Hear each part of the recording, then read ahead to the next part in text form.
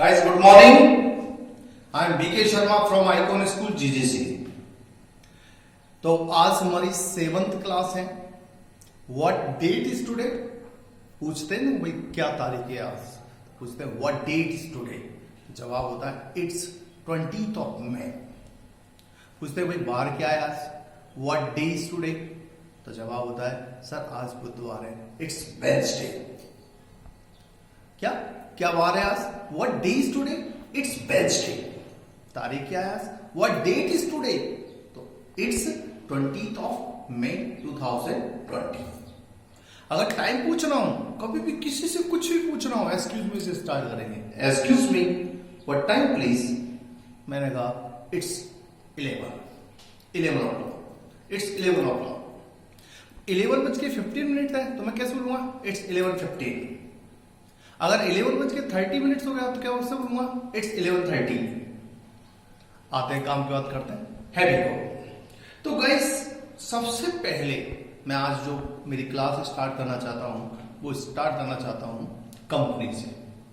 Company does effect. हमारी संगति बहुत हमारी लाइफ में, हमारे जीवन में प्रभाव डालती है. Company does effect. जैसा आप जिसके साथ रहते हैं आपके आचार और विचार वैसे ही हो जाते हैं. Company does effect. अगर एक सड़े हुए सेब को अच्छे सेबों में रख दोगे आप तो सब भी ऐसे ही हो जाएंगे. अगर एक कोरोना संक्रमित को अच्छे फिट लोगों के बीच में रख दोगे तो सब संक्रमित हो जाएंगे. ध्यान रखिएगा. तो कंपनी डज इफेक्ट. इसी तरीके से एक एग्जांपल से बताना चाहूंगा आपको मैं कि एक बार क्या होता है, एक आप जानते हैं बाज का जो बच्चा होता है उसका अंडा होता है, उसको मुर्गी के बच्चों के बीच में, उसके अंडों के बीच में रख दिया. अब बाज बहुत ऊंचाई पे उड़ता है, उड़ने का वो बादशाह है, फ्लाई करता है, आकाश का वो बादशाह है. लेकिन जैसे ही वो मुर्गी के बच्चों के साथ बड़ा होता है, अंडा होता है, अंडे से वो फूटता है, बाहर निकलता है, तो वो जितना मुर्गी के बच्चे उड़ते हैं उतना ही वो बाज का बच्चा उड़ता है. वो बाज का बच्चा ज्यादा नहीं उड़ता है, जबकि वो आकाश की ऊंचाइयों पे जा सकता है. इसलिए कहते हैं कंपनी डज इफेक्ट. तो गाइस आज का हमारा टॉपिक क्या है उसको ब्लैक बोर्ड पे समझते हैं. Come on the black board. तो सबसे पहले आज हमारा लेंगे बिल. बिल का प्रयोग कहां करते हैं? भविष्य में होने वाली सभी घटनाओं को बताने के लिए हम बिल का प्रयोग करते हैं. एक क्वेश्चन भी बनाया मैंने कि आप कल क्या क्या करेंगे. What all will you do tomorrow? कल आप क्या क्या करेंगे? What all will you do tomorrow? सुबह जल्दी उठूंगा, I will get up early. स्नान करूंगा, आई विल टेक बाथ. अपने ऑफिस जाऊंगा, I will go to my office. अपना वर्क कंप्लीट करूंगा, I will complete my work. फिर लंच लूंगा, आई विल टेक लंच. फिर अपना होमवर्क करूंगा, I will do my homework. फिर शाम को टीवी देखूंगा, आई विल वॉच टीवी. फिर डिनर लूंगा, आई विल टेक डिनर. और फिर सोने चला जाऊंगा. सोने को कहते हैं go to bed, I will go to bed. तो बिल भविष्य में होने वाले सभी कर्ताओं के साथ, चाहे कर्ता एक वचन हो चाहे बहुवचन हो, सबके साथ हमको बिल का प्रयोग करना है. आते काम करते हैं. Here we go. यानी कि जिस बिंदु पे चलते हैं उसी बिंदु पे आते हैं. Will you action. क्या तुम ये काम करोगे? मैंने कहा well I am not sure. देखिए मेरा तो पक्का पता नहीं, but my younger brother may action. लेकिन मेरा छोटा भाई कर सकता है. तो मे का प्रयोग ध्यान रखिएगा. मे का प्रयोग बताने के लिए 80% संभावना को बताने के लिए हम मे का प्रयोग करते हैं. कैसे? एक्शन देखिए. पहला एक्शन क्या? Play tournament. टूर्नामेंट खेलना. दूसरा है गो एब्रॉड. विदेश जाना. तीसरा है throw the party. Don't go by words, go by sense. Throw the party का मतलब होता है पार्टी देना. Give the party. Throw the party means party देना. अगेन तो हमने जहां एक्शन है वहां एक्शन लगाएंगे. Will you play tournament? Well I am not sure, but my younger brother may play tournament. क्या तुम टूर्नामेंट खेलोगे? देखिए मेरा तो पक्का मालूम नहीं, लेकिन मेरा छोटा भाई टूर्नामेंट खेल सकता है. इसी तरीके विल यू गो एब्रॉड? क्या आप विदेश जाओगे? Well I am not sure, but my younger brother may go abroad. हाँ, मेरा छोटा भाई विदेश जा सकता है, मेरा तो कोई मालूम नहीं। Throw the party, will you throw the party? क्या आप पार्टी दोगे? Well I am not sure but my younger brother may throw the party, लेकिन मेरा छोटा भाई पार्टी दे सकता है। ध्यान रखिए, क्या आप टूर्नामेंट खेलोगे? भाई मेरा तो मालूम नहीं, लेकिन मेरा छोटा भाई टूर्नामेंट खेल सकता है, विदेश जा सकता है, पार्टी दे सकता है। तो 80% संभावना को, 80% पॉसिबिलिटी को बताने के लिए हम मे का प्रयोग करते हैं, और 100% पॉसिबिलिटी होती तो मस्ट का, और 80% से कम होती तो माइट का हम प्रयोग करते हैं। तो गाइस, अब दूसरे टॉपिक पे आते हैं। टॉपिक की आर यू एक्शन आईएनजी या I am action I N G, but you know he is not action I N G. तो आपको समझना चाहिए, मैं पढ़ा रहा हूं is am are plus action I N G कहां प्रयोग होता है? जब कोई कार्य आपकी आंखों के सामने वर्तमान में चल रहा है तो हम इज एम आर का प्रयोग करते हैं। सब्जेक्ट आई के साथ, कर्ता आई के साथ एम लगाते हैं, ही के साथ इज लगाते हैं, और दे के साथ आर लगाते हैं। एक वचन कर्ताओं के साथ इज, बहुवचन कर्ताओं के साथ आर, और कर्ता आई के साथ एम लगाते हैं। तथा एक्शन में, मुख्य क्रिया में एम बी फर्स्ट में आईएनजी का प्रयोग किया जाता है। और डिटेल से समझने के लिए बोर्ड पे आते हैं। एक्शन देखिए, स्पीक इंग्लिश, इंग्लिश बोलना। Help mother with chores, help mother with chores का मतलब होता है घरेलू कार्यों में, घरेलू छोटे मोटे कामों में मां की मदद करना। और attend the meeting, meeting attend करना। तो मैं एक को लेता हूं, आर यू स्पीकिंग इंग्लिश, या I am speaking English but you know he is not speaking English. क्या आप इंग्लिश बोल रहे हैं?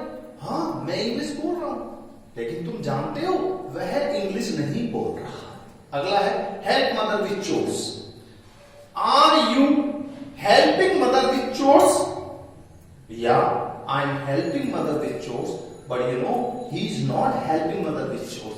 क्या तुम अपनी माँ की छोटे मोटे कामों में मदद करा रहे हो? मैंने कहा हाँ, मैं तो करा रहा हूं, बट यू नो, लेकिन तुम जानते हो ही is not helping mother with chores, लेकिन वह अपनी माँ की छोटे मोटे कामों में मदद नहीं करा रहा। Attend the meeting, are you attending the meeting? Yeah I am attending the meeting but you know he is not attending the meeting. क्या आप मीटिंग अटेंड कर रहे हैं? मैंने कहा हाँ, मैं तो कर रहा हूं, लेकिन तुम जानते हो वह मीटिंग अटेंड नहीं कर रहा। तो ध्यान रखिएगा, वर्तमान में जब आपकी आंखों के सामने कोई काम चल रहा है, is am are action I N G का प्रयोग। मैं जा रहा हूं, आई एम गोइंग, मैं आ रहा हूं, आई एम कमिंग, वह जा रहा है, ही इज गोइंग, वह आ रहा है, ही इज कमिंग, वे जा रहे हैं, दे आर गोइंग, वे आ रहे हैं, दे आर कमिंग। फ्यूचर में होने वाली सभी घटनाओं को बताने के लिए विल, वे आएंगे, दे विल कम, वे जाएंगे, दे विल गो। 80% संभावना को बताने के लिए मे प्लस एक्शन फर्स्ट, वे जा सकते हैं, कोई पता नहीं, दे मे गो, तुम जा सकते हो, यू मे गो, वह जा सकता है, ही मे गो, पता नहीं, 80% संभावना जाएगा नहीं जाएगा, ठहरेगा, क्या पता नहीं, ही मे गो, वह जा सकता है, तुम जा सकते हो, यू मे गो। आते काम की करते हैं, here we go। ध्यान रखिए guys, the more you indirect the more you polite. जितना आप इनडायरेक्ट होकर के बात करते हैं, the more you indirect the more you polite, the more you indirect the more you polite. कोई भी एक्सप्रेशन होती है उसको रिपीट जरूर करें, स्पीक जरूर करें। The more you indirect the more you polite. जितने इनडायरेक्ट होकर आप बात करते हैं उतने आप पोलाइट नजर आते हैं। इसलिए तो कहते हैं, मैंने आपसे, जैसे फादर ने आपसे किसी काम के लिए कहा और आप बिजी है, मोबाइल देखने में बिजी है, तो आप फादर को मना भी नहीं कर सकते। तो फादर से थोड़ा इनडायरेक्ट तरीके से, पापा मैं इस काम को, अंकल मैं इस काम को करना चाहता हूं लेकिन कर नहीं सकता, तो बोलेंगे आई wish I could, I wish मैं चाहता हूं, आई कुड कि मैं इस काम को कर सकता। आप कह रहे हैं वो कर सकता, बिल जमा कराने जा सकता था, सब्जी लेने जा सकता था, लेकिन मैं जा नहीं सकता। I wish I could, I wish I could. The more you direct the more you polite. Direct मना नहीं करे, no I not go there, तो हो सकता है आपके फादर, आपके अंकल, आपके ग्रैंडफादर नाराज हो जाए। इसलिए कहते हैं ना, the more you direct the more you polite.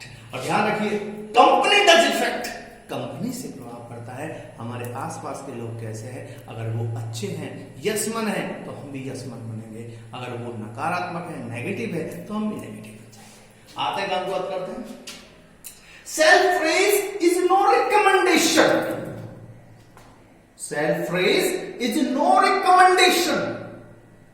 अपनी प्रशंसा कभी खुद नहीं करें। आप सफल जब होते हैं जब आपकी प्रशंसा अन्य कोई करता है। तो कहते हैं ना भैया, अपने मुंह मियां मिट्ठू ना बने।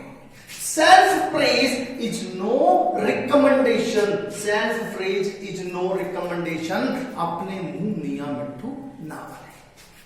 Prevention is better than cure. ध्यान रखना, आज के दौर में, कोरोना के दौर में, ये हमारी जो सेइंग है, कहावत है, इनको हम बोलेंगे कहावतें। They are saying in English, prevention is better than cure. इसका मतलब क्या होता है, इलाज से बढ़िया बचाव बेहतर है।